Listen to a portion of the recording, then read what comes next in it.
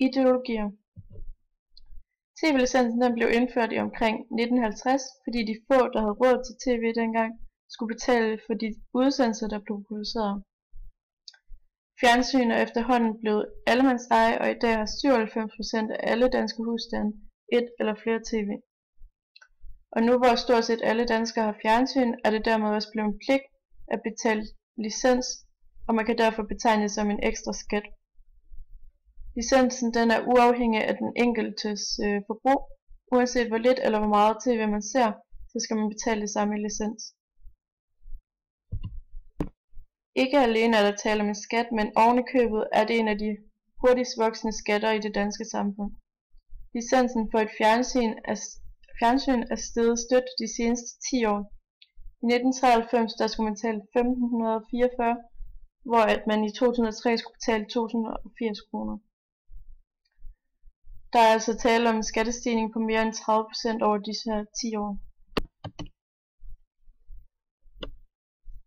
Licensen opkræves per husstand og ikke per lytter eller seer, så en enlig mor skal altså betale det samme i licens som husstand med mange medlemmer. Den enlige folkepensionist eller studerende rammes også lige så hårdt som en storfamilie med mange gode indkomster og mange fjernsyn.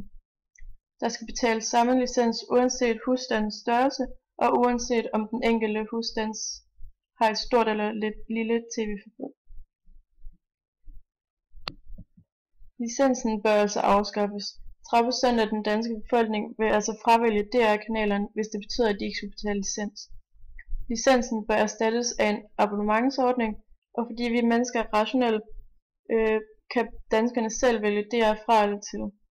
Dette vil altså støtte de socialt udsatte, da de kan fravælge licensen og derved kunne få 2080 kroner mere til sig selv og deres familie om året. Hvis man indfører den her abonnementsordning, vil det mindske antallet af sortseere, og lige i øjeblikket er der sortkiggeri for omtrent 250 millioner kroner.